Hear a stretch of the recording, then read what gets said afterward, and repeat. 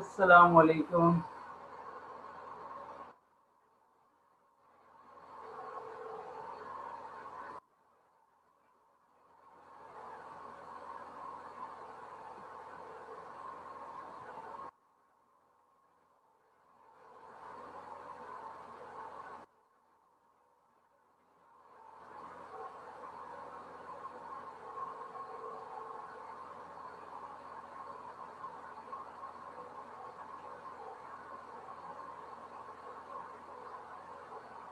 आवाज आ रही है सबको?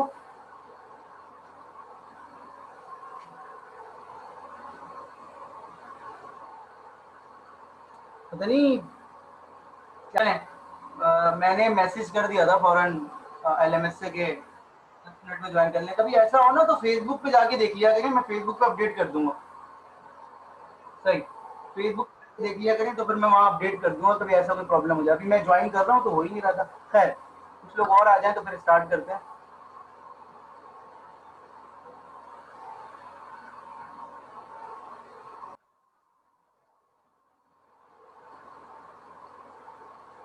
अच्छा खैर, ये आखिरी चीज मैं बता रहा था, इसको गौर से देख लेते हैं। ये बड़ी इंपॉर्टेंट बात है। देखिए, कॉमन लेने का तरीका जो है ना, लैंग्वेज में क्या है और मैथमेटिक्स में क्या है। मतलब लैंग्वेज में भी इक्वेशंस होती हैं और मैथमेटिक्स में भी इक्वेशंस होती हैं, लेकिन लैंग्वेज की इक्वेशन और मैथमेटिक्स की इक्वेशन में फर्क है। वो फर्क क्या है, वो फर्क देख लें तो आपकी समझ में आ भी जाएगा। मतलब कोई इतनी मुश्किल बात नहीं है। कि देखें, ये लिखा हुआ है, थोड़ा गौर से देखिएगा, ये लिखा हुआ है ए।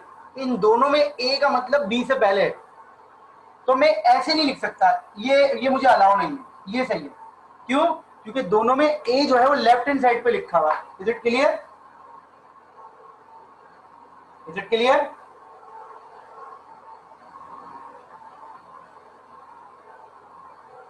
दोनों में जो ए है वो लेफ्ट हैंड साइड पे लिखा हुआ है। फर्ज कर लीजिए मुझे ये लिखा हुआ, देखे ना, ये मिसाल कैसी है। ये मिसाल ऐसी है कि अब इसमें मैं लेफ्ट हैंड साइड पे लिख सकता हूँ, राइट हैंड साइड पे लिख सकता हूँ। ये मिसाल ऐसी है कि जैसे मेरा नाम है, तो मेरे नाम में ना हर कैरेक्टर का एक नंबर है, वो इंडेक्स है कि यू सबसे पहले आएगा।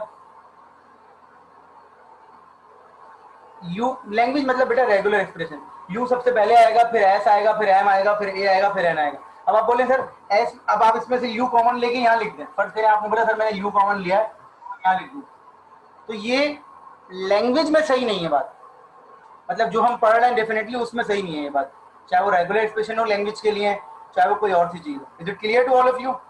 ये भी सही, ये भी अलाउ नहीं है। और से देखिए, अगर ये मैथमेटिक्स होती तो मैं इसमें से ए कॉमन ले सकता था ना। अगर ये मैथमेटिक्स होती तो मैं इसमें से ए कॉमन ले सकता था, लेकिन ये मैथमेटिक्स नहीं है।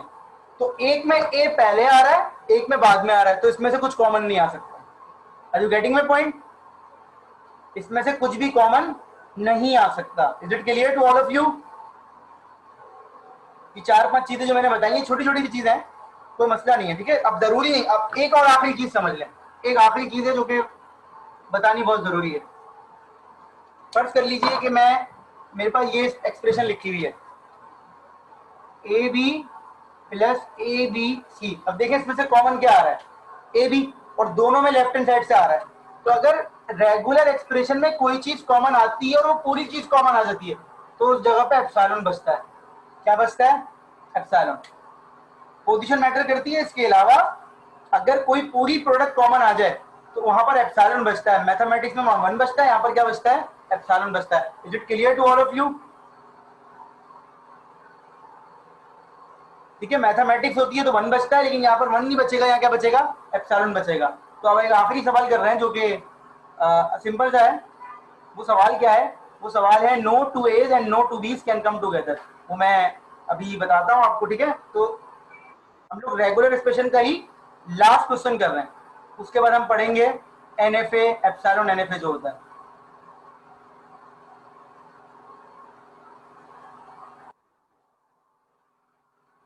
सी आया ना बेटा? नहीं, एप्सिलॉन नहीं आएगा।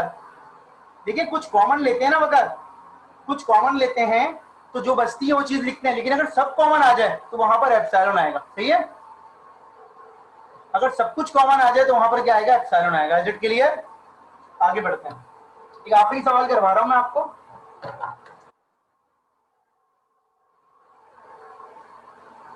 एप्सिलॉन सिर्फ होल थिंग इज कॉमन, ठीक है। ये देखें, नो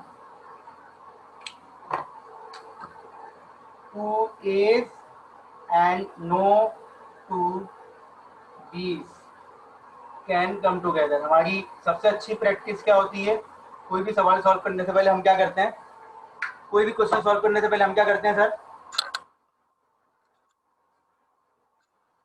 सबसे पहली चीज क्या करते हैं बेटा, सबसे पहली चीज हम ये करते हैं कि उसके स्ट्रिंग लिखते हैं। नहीं, इसमें से कुछ, इसमें से कॉमन आ सकता है। हुसैन सवाल पूछ रहे हैं, वो देखेंगे पहले। ये पूछ रहे हैं a b plus c a b, इसमें से ए बी कॉमन आ सकता है लेकिन राइट हैंड साइड से। पोजीशन का ख्याल रखें, सही है, कॉमन आ सकता है बिल्कुल, लेकिन राइट हैंड साइड से। Is it clear?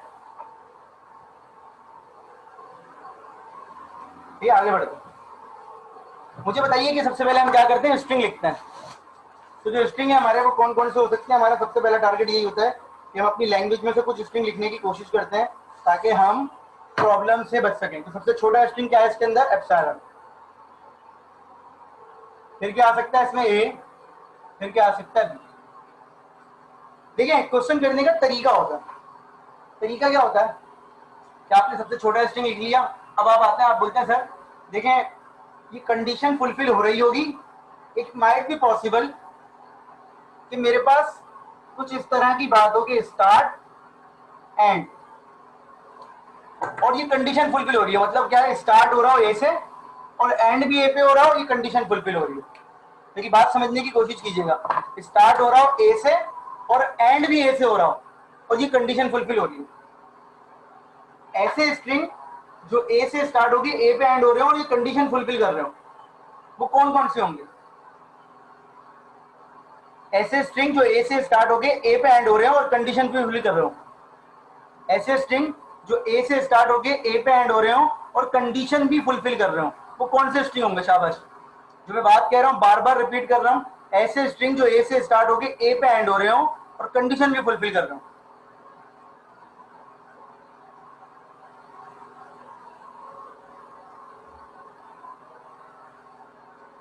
बिल्कुल ठीक है। तो वो स्ट्रिंग क्या होंगे, वो होंगे ए, बिल्कुल ये जो आप सब लिख के भेज रहे हैं, बिल्कुल ऐसा ही है, ठीक है।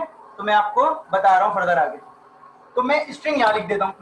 मैं क्वेश्चन करूंगा कैसे, वो बताने की कोशिश कर रहा हूं। मैं क्वेश्चन ऐसे करूंगा कि सारे कॉम्बिनेशन लिख के उनकी रेगुलर एक्सप्रेशन लिख के आपस में यूनियन कर दूंगा। देखें, मैंने बोला स्टार्ट ए से हो रहा हो, ए पे एंड हो रहा हो। अब थोड़ा सा स्ट्रिंग ये वाले हैं, A, A B, A B, A B, A and so on. ऐसा ही है, ऐसा ही है, बिल्कुल है ना ऐसा? सबकी समझ में आ गई ये बात?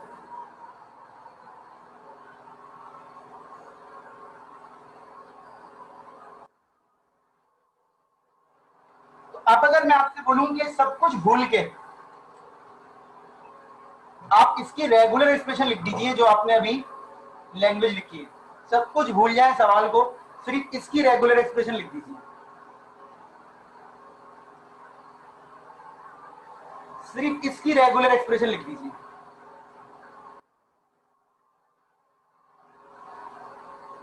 क्वेश्चन के अंदर सारी चीजों को भूल जाइए, सिर्फ जितना अभी देखा है, start with A, and with A, इसकी रेगुलर एक्सप्रेशन लिख दीजिए। तो हम लिख सकते हैं, आई बिलीव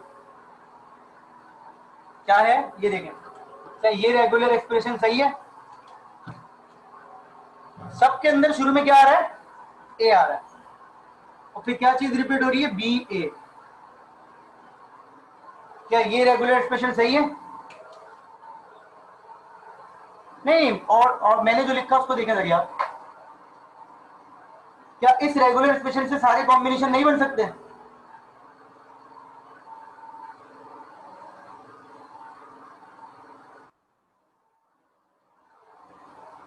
क्या इस रेगुलर एक्सप्रेशन से सारे कॉम्बिनेशन बन सकते हैं? अच्छा, अब एक सवाल आपसे, पहले तो आप इसको देख लीजिए कि ये सही लिखी है। अब एक सवाल आपसे, वो सवाल आपसे क्या है, क्या इस रेगुलर एक्सप्रेशन के अलावा भी कोई और रेगुलर एक्सप्रेशन हो सकती है? तो मैं आपको बता देता हूं,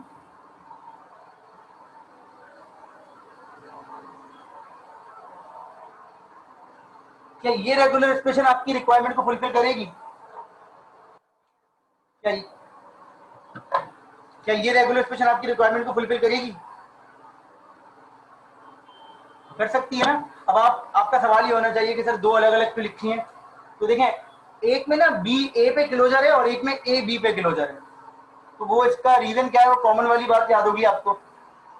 तो हो सकता है इन दी एंड जब फाइनल हम बात करें तो कॉमन लेते हुए हमें या तो ए बी का पैटर्न चाहिए हो या बी ए का, तो हमको ये पिक कर लेंगे।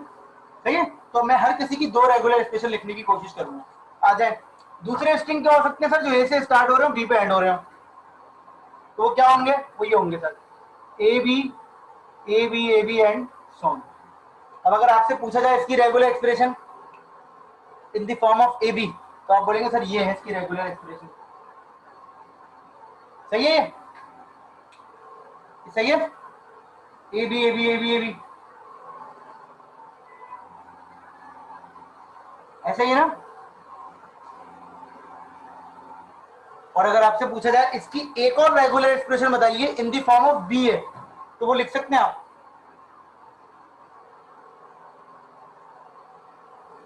यही रेगुलर एक्सप्रेशन इसी लैंग्वेज की in the form of B A बताइए, बी ए कि बी ए आए इसके अंदर। नहीं, ये तो बी ए क्लोजर हो जाएगा ना बेटा। जो वलीद कह रहे हैं उसको थोड़ा सा अपडेट कर देते हैं। ये देखें A B A closure B, गौर से देखिए।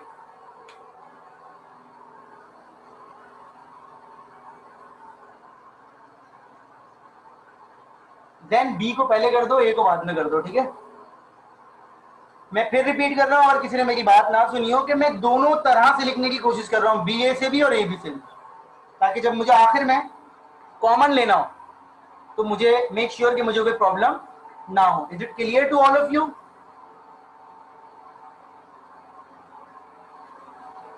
अब आ जाए start with B and with A, तो यही चीज रिपीट होगी।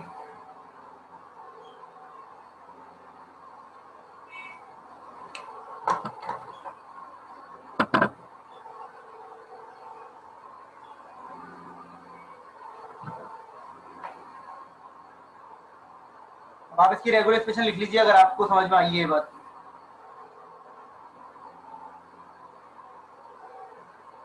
अब इसकी रेगुलर एक्सप्रेशन लिखिए अगर आपको समझ में आई है बात। नहीं वकार नहीं, एक तो सिंपल हो जाएगी बी ए का क्लोजर, ठीक है ना। ये देखें, एक तो सिंपल हो जाएगी ये वाली, ये वाली,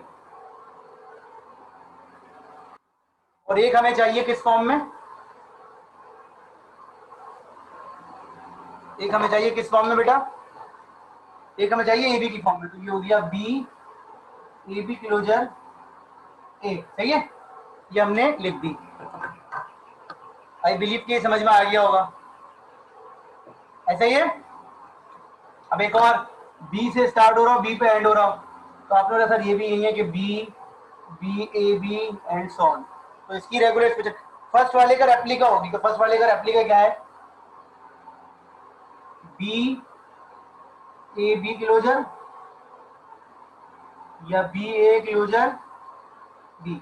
इन चारों वर्ड से देखिए, कोई भी सवाल हो तो मुझसे पूछिए।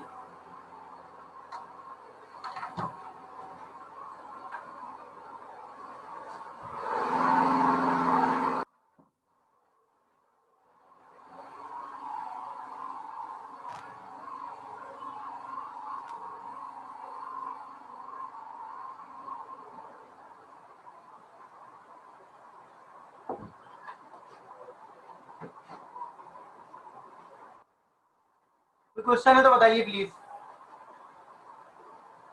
कोई भी क्वेश्चन हो तो बताइए। कोई सवाल है? ठीक है ना। अब देखें, अब जो इन दी एंड आई बिलीव कि ये चारों समझ में आ गई हैं, ठीक है। कोई प्रॉब्लम हो तो आप इसकी रिकॉर्डिंग देख के भी मुझसे क्वेश्चन आंसर कर सकते हैं, बाद में मैं मौजूद हूँ, कोई मसला नहीं है, ठीक है। अच्छा जी, मैंने ये सब मिटा दिया। अब मैं क्या करूंगा, मुझे पता है कि यार ये चारों एक साथ लिख दो यूनियन करके, ये चारों एक साथ लिख दो यूनियन करके, मेरा आंसर आ गया। तो मैं ए बी वाले पैटर्न ले लेता हूँ, क्योंकि हमें ए बी से ज्यादा फेमिलियर है। कोई रीजन नहीं है कि जरूरी नहीं है कि आप ए बी ही लें, मतलब ऐसा कोई बात नहीं है कि आप,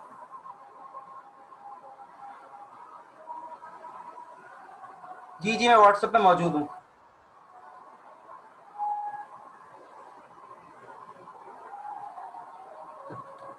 मैं ये सब दोबारा लिखता हूँ और फिर मैं आपको समझाता हूँ कि कॉमन कैसे लेना है।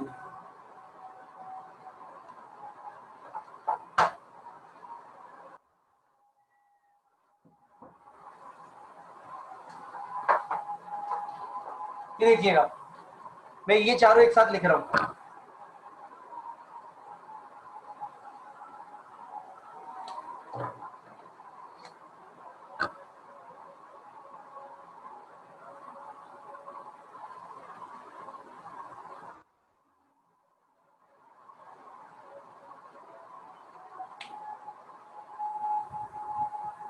ये चारों मैंने एक साथ लिख दिया। आई बिलीव कि ये चारों साथ लिख दिए।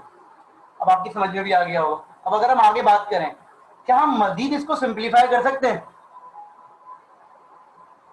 मैं बेटा आगे ना आगे क्वेश्चन करवा रहा हूँ, जरूरी नहीं है सरिया, जरूरी नहीं है, लेकिन मैं ना आगे इसको सिंप्लीफाई करवाऊंगा। तो मैंने कॉमन वाली चीज बताई थी, तो कॉमन में अगर कहीं ए बी लिखा हुआ हो, कहीं बी ए लिखा हुआ होगा, तो कॉमन लेते हुए प्रॉब्लम होगी। सही है, इसलिए मैंने सारे ए बी वाले लिखे हैं। अभी देखिए मैं कॉमन ले रहा हूँ, तो मुझे बताइए कुछ कॉमन आ रहा है लेफ्ट हैंड साइड पे? इधर इन दोनों में से कुछ कॉमन आ रहा है? जल्दी बताइएगा, क्या इन दोनों में से कुछ कॉमन आ रहा है? ए बी, और लेफ्ट हैंड साइड से आ रहा है, राइट हैंड साइड से आ रहा है? लेफ्ट हैंड साइड से। देखिएगा,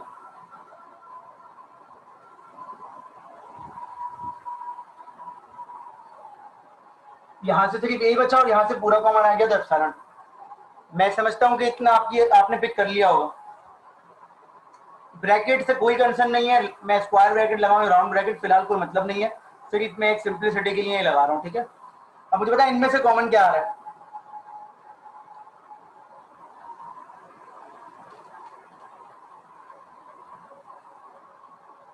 इनमें से कॉमन क्या आ रहा है?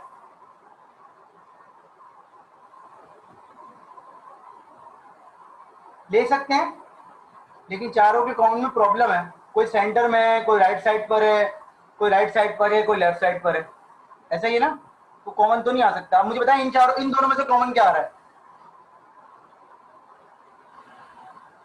अच्छा जरिया, हम ना मैक्सिमम कॉमन लेने की कोशिश करते हैं, तो मैक्सिमम क्या है? बी ए बी। ये देखें, यहाँ बचेगा ए और यहाँ बचेगा एप्सिलॉन।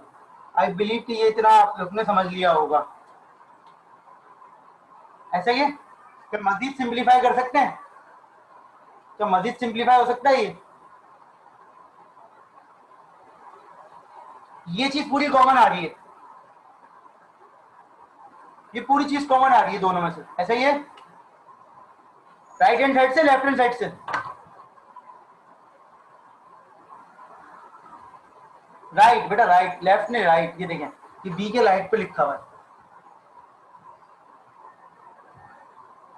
जो लेफ्ट कह रहा है उसको समझा रहा हूँ कि ये बी के राइट पे लिखा हुआ है। एक पूरी चीज कॉमन आ रही है, वो तो कहीं से भी ले ले, लेफ्ट या राइट को मसला नहीं, लेकिन बी के राइट पे लिखा हुआ है, तो हमें ये राइट पे लिखना पड़ेगा। Is it clear? आगे बढ़ते हैं, तो हम इसको लिख देते हैं। ये देखें, मैं पहले पूरी चीज कॉपी कर रहा हूँ,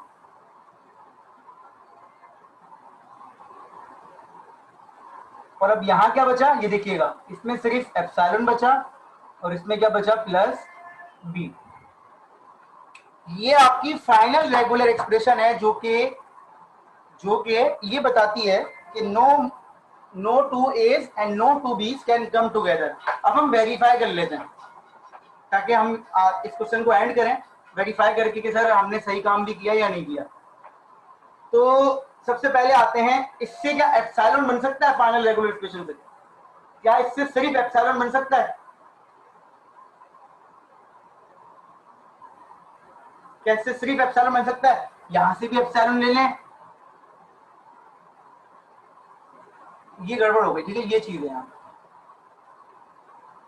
ये चीज है, बी नहीं था। ठीक है, इससे एप्सिलॉन ले लें, इससे भी एप्सिलॉन ले लें, इससे भी एप्सिलॉन ले लें, एप्सिलॉन बन जाएगा। Is it clear? अब सिर्फ ए बन सकता है इससे, सिर्फ ए, क्योंकि इस लैंग्वेज के स्ट्रिंग में ए था ना, तो इससे ए बन जाएगा। आप यहां से एप्सिलॉन ले लें, यहां से एप्सिलॉन ले लें, यहां से ए ले लें। Is it clear?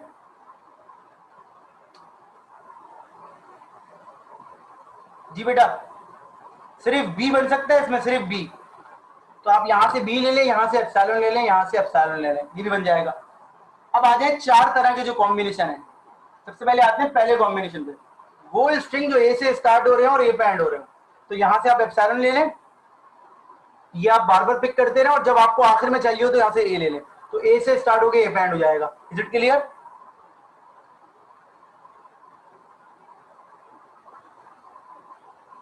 Is it clear? A से स्टार्ट होकर ए पे एंड हो जाएगा।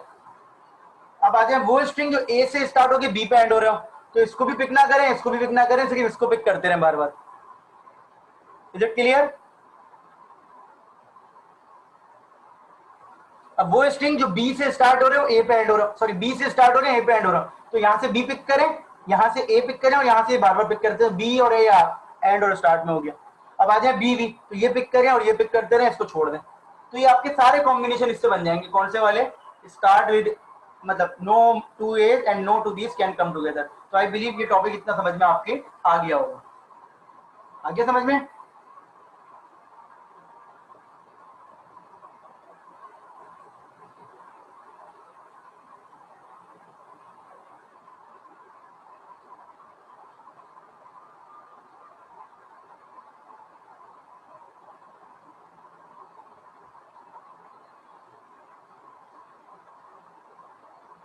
बेटा क्या रिपीट करना है मुझे आपको? लास्ट लाइन मैंने ये कहा था कि ये फाइनल लाइन है, इससे आपकी जो लैंग्वेज है उसके तमाम स्ट्रिंग बन सकते हैं, ठीक है? ये क्रॉस वेरीफाई करवा रहा था बस। अच्छा ये टॉपिक जो है ये ऑलमोस्ट एंड हो गया है रेगुलर एक्सप्रेशन का। अब जो नया टॉपिक तो नहीं है, कनेक्शन दिए सारे आपस में। वो क्या चीज है कि आप रेगुलर एक्सप्रेशन बना इसलिए रहे हैं कि आप उसको एनएफए में कन्वर्ट कर सकें। आप रेगुलर एक्सप्रेशन बना इसलिए रहे हैं कि आप उसको एनएफए में कन्वर्ट कर सकें, ठीक है? आप जो रेगुलर एक्सप्रेशन बना रहे हैं वो आप बना इसलिए रहे हैं कि आप उसको एनएफए में कन्वर्ट करना चाह रहे हैं। और एनएफए में या फाइनाइट ऑटोमेटा में जो कन्वर्ट कर रहे हैं वो इसलिए कर रहे हैं, वो मैं आपको समझा देता हूँ कि आप ये चाहते हैं कि उसको आप डीएफए में कन्वर्ट करें। तो देखें हमारा पाथ क्या है, मैं बार बार रिपीट करता रहता हूँ हर क्लास में, तो मैं फिर दोबारा आज रिपीट कर रहा हूँ ये बात। आपने रेगुलर एक्सप्रेशन बनाई, आप उसको जब फाइनाइट ऑटोमेटा में कन्वर्ट करते हैं तो बाय डिफॉल्ट वो एनएफए होता है।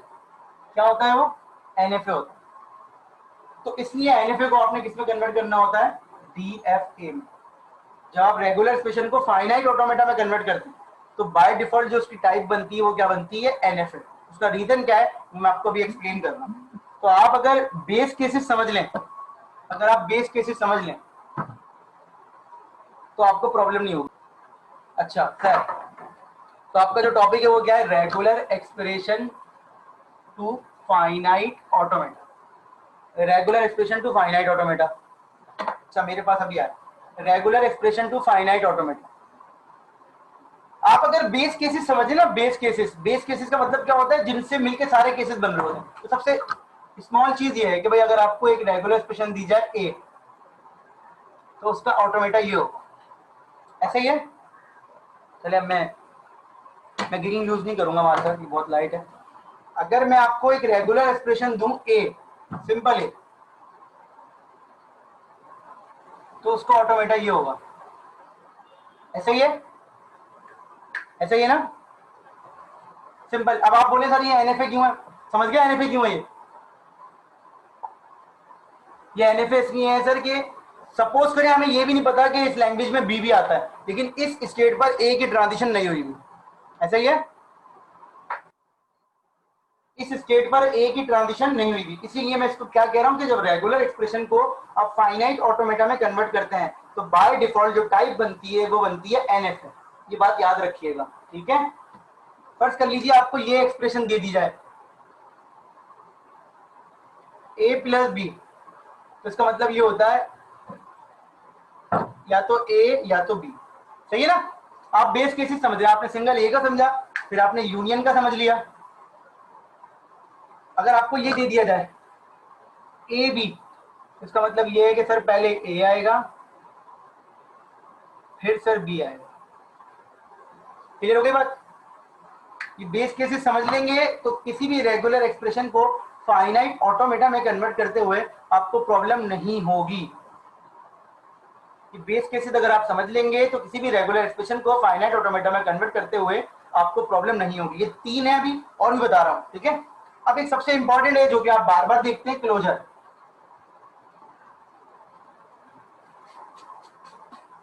सबसे इंपॉर्टेंट है जो कि आप बार बार देखते हैं वो है क्लोजर। अब क्लोजर ना दो तरीके का होता है।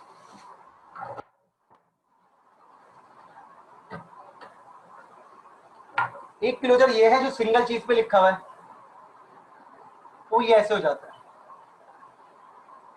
कि उसी पे आप उसको राउंड कर दें, ठीक है, उसी पे आप उसको राउंड कर दें, ये क्लोजर हो गया, सही है।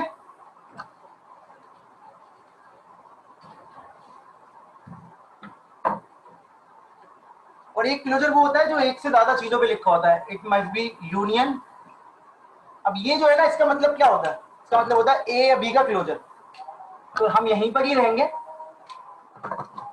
हम यहीं पर ही रहेंगे,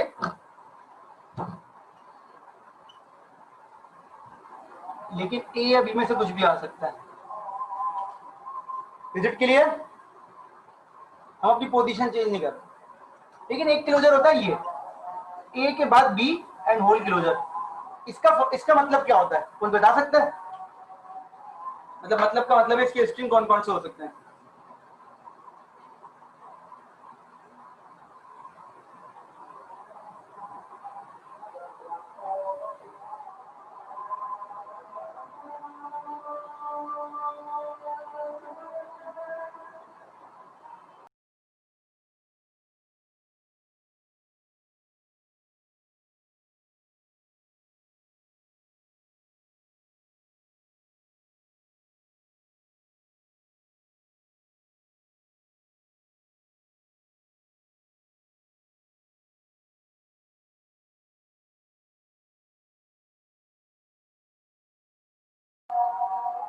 बस 1 मिनट दे दें, अगर अजान हो रही है, मुझे 1 मिनट दे दें।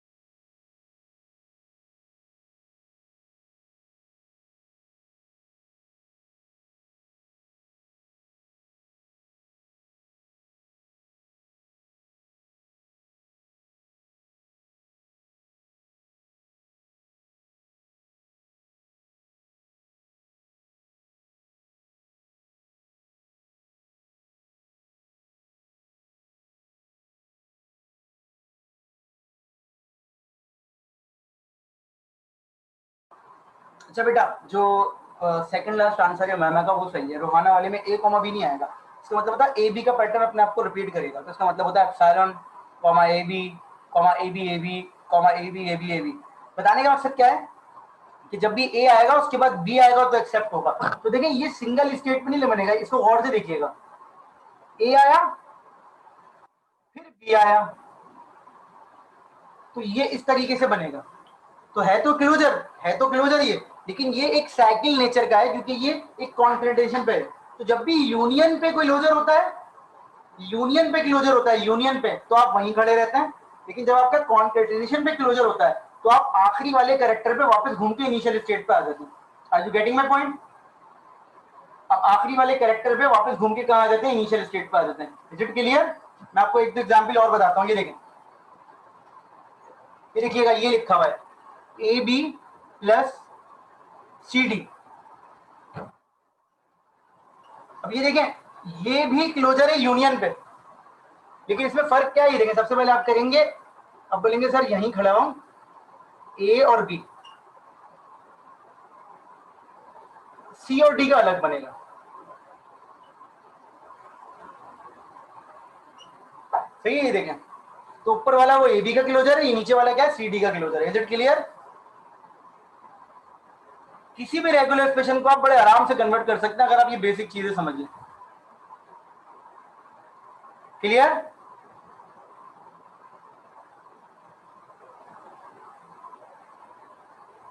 जी एक और देख लें, ये देखिए ये लिखा हुआ है ए बी सी पे क्लोजर। अब ये तीनों पे ना कॉन्केट हुआ हुआ, तो देखें पहले ए से इधर जाऊंगा, फिर बी से इधर जाऊंगा और फिर सी से वापस इसको लेके आऊंगा। ये हो गया क्लोजर। लेकिन अगर यही चीज ये होती ए प्लस बी और सी होल क्लोजर, तो ये कैसे बनता? आपने बोला सर सब ये कह रहा है सिर्फ ए बी एक्सेप्ट हो सकता है, सिर्फ ए बी एक्सेप्ट हो सकता है और सिर्फ ये बताइए कैसे बनेगा। चलें शाबाश, ये बताएं कैसे बनेगा। तो ये ऐसे बनेगा, ये देखें ये ए इधर ही रहेगा और बी और सी पे आप एक लूप चला सकते हैं, ऐसे करके। ये देखें या तो ए आता रहेगा या बी के बाद सी लाजमी आएगा। Is it clear? ये इस तरीके से बनेगा। अगर मैं इसको सिर्फ ये कर दूं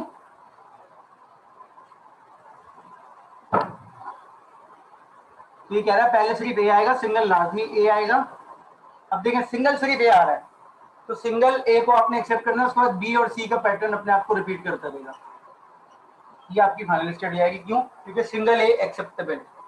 तो ये तमाम वेराइटीज हैं जो कि रेगुलर एक्सप्रेशन को फाइनाइट ऑटोमेटा कन्वर्ट करेंगे। अब जब फाइनाइट ऑटोमेटा में ये कन्वर्ट हो जाएगा तो बेटा फिर आप क्या करेंगे, आप सिंपल क्या कर सकते हैं, फिर आप बहुत आराम से एनएफए को डीएफए में कन्वर्ट कर सकते हैं। क्लियर हो गई बात? कोई सवाल है यहाँ तक तो पूछ लीजिए।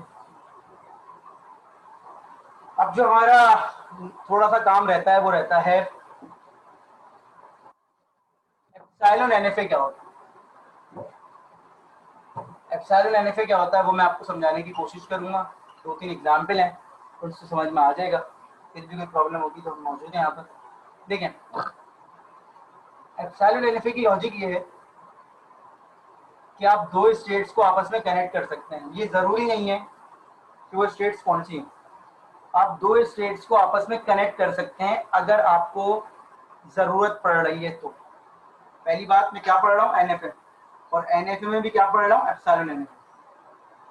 तो आप किसी भी दो स्टेट्स को आपस में कनेक्ट कर सकते हैं यूजिंग एप्सिलॉन। इसका मतलब यह है कि आपने कोई काम किए बगैर इस वक्त आप ए पर भी हैं और बी पर भी। मतलब अगर सपोज कर लीजिए कि मैं ए पर खड़ा हूं तो अगर बीच में एप्सिलॉन से कनेक्ट हुआ है तो इसका मतलब मैं बी पर ही खड़ा हूं। अभी फिलहाल आपने सिर्फ इसको समझना है, ये नहीं समझना कि सर ये यूज कैसे होता है, अभी फायदा क्या है। फायदे तो बहुत सारे हैं लेकिन फिलहाल आप क्या समझ रहे हैं ये काम कैसे करता है। काम ऐसे करता है कि अगर दो स्टेट के बीच में ये लिखा हुआ है तो अगेन चूंकि मैं एनएफए हूं और एनएफए एक वक्त में एक से ज्यादा स्टेट पर अलाउ करता है ना, एनएफए एक वक्त में एक से ज्यादा स्टेट पर अलाउ करता है। एनएफए एक वक्त में एक से ज्यादा स्टेट पर अलाउ करता है ना, तो ये कर रहा है, ये कर रहा है बिल्कुल। तो इस वक्त मैं ए पर भी होऊंगा बी पर भी होऊंगा। इस वक्त अगर मैं ए पर हूं तो इसका मतलब है मैं बी पर हूं, लेकिन अगर मैं बी पर हूं तो इसका ये मतलब नहीं है कि मैं ए पर भी हूं। क्लियर होगी बात? क्योंकि बी से ए का कनेक्शन नहीं है, ए से बी का कनेक्शन। अगेन अब मैं आपको कुछ चीजें समझाता हूं। देखें फर्स्ट कीजिए मेरे घर का स्टॉप है, यहां से मुझे मेरे भाई लेके जाते हैं मेरे घर पे डेली। ये यूनिवर्सिटी है, मैं यूनिवर्सिटी से 100 रुपए खर्च करके इस स्टॉप तक पहुंचता हूं, लेकिन यहां से मुझे मेरे भाई फ्री में लेके जाते हैं। तो एनएफए में इस चीज को मैं ये कह सकता हूं कि अगर मैं एस पे पहुंच गया तो टेक्निकली मैं अपने घर पे पहुंच चुका। अगर मैं एस पे पहुंच गया तो टेक्निकली मैं अपने घर पे पहुंचा। इसका मतलब यह है एनएफए में कि अगर मैं एस पर हूं तो मैं अपने घर पर, समझ रहे हैं? अगर मैं एस पर हूं तो मैं अपने घर पर भी हूं और एस पर भी हूं। एनएफए में इसका मतलब ये होता है। Is it clear? Is it clear? NFA में इसका मतलब क्या होता है कि अगर मैं इस जगह पर हूं तो इस जगह पर हूं। आप फर्ज कर लीजिए यहां एप्सिलॉन लिखा हुआ है और ये 100 है, ये कोई स्टूडेंट है, कोई फैकल्टी मेंबर है, कोई और बंदा मुझे यहाँ छोड़ देता है इस पर, और यहाँ से मैं 100 रुपीज़ खर्च करके जाता हूँ, तो मैं ये कह सकता हूँ कि अगर मैं यूनिवर्सिटी पर हूँ तो मैं एस पर भी। क्लियर हो गई बात? अब इसका यूज कैसे है, बड़ा ही इंपॉर्टेंट यूज है इसका। जाहिर सी बात है, एक चीज पढ़ रहे हैं तो डेफिनेटली उसके यूजेस तो होंगे, लेकिन फिलहाल हमें ये समझ में आना चाहिए। अब ये जहां इसकी रिक्वायरमेंट होती है हम इसको कनेक्ट कर देते हैं, जहां इसकी रिक्वायरमेंट होती है हम इसको कनेक्ट कर सकते हैं। बहुत सारी रिक्वायरमेंट है, तो मैं आपको रिक्वायरमेंट बताता हूँ। एक सवाल लिखता हूँ मैं,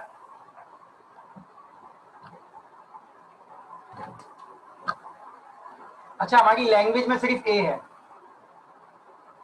हमारी लैंग्वेज में सिर्फ ए है, हमने कहा सिर्फ ए आता है, बी नहीं है।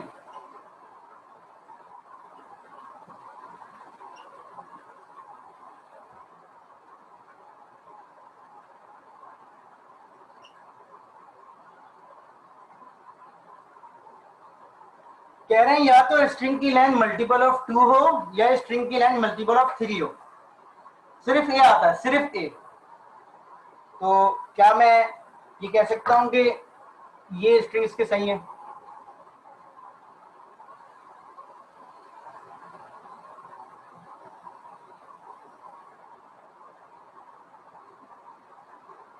जीरो लेंथ, 2 लेंथ, 3 लेंथ, 4, 6, 8, 9, 10, 12, हर वो चीज जो मल्टीपल ऑफ 2 हो या मल्टीपल ऑफ 3 हो वो इसमें एक्सेप्टेबल होगी। तो ये स्ट्रिंग इसके सही है। अब अगर आपसे कहा जाए कि सर इसका डीएफए बनाइए, तो डीएफए बनाते हुए इट माइट बी पॉसिबल कि आपको टाइम लगे। आपसे कहा जाए इसका एनएफए बनाइए, तो एनएफए बनाते हुए भी शायद आपको टाइम लगे। लेकिन अगर आपसे कहा जाए इसकी रेगुलर एक्सप्रेशन लिखें, तो आप बोलेंगे सर रेगुलर एक्सप्रेशन तो बहुत आसान है, देखें। आप ये कह रहे हैं ना,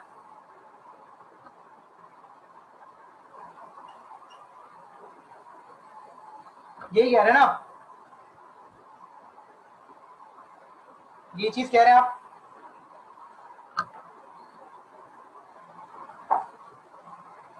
यही मतलब हो ना बेटा इसका कि सर ये ब्रैकेट बार बार आ सकता है, इस ब्रैकेट में से कोई सी भी एक चीज आएगी, अगर ये आएंगे तो ये 2 है, ये आएंगे तो ये 3 है, ऐसी बात हो गई। ऐसी बात है ना बेटा, आसानी से लिखिए आपने रेगुलर एक्सप्रेशन। ठीक है, यही ये समझ लें पहले, ये रेगुलर एक्सप्रेशन आपने आराम से लिख ली ना। अभी आप डीएफए का सोच रहे होते हैं, एनएफए का सोच रहे होते हैं, लेकिन हमने रेगुलर एक्सप्रेशन फौरन लिख ली।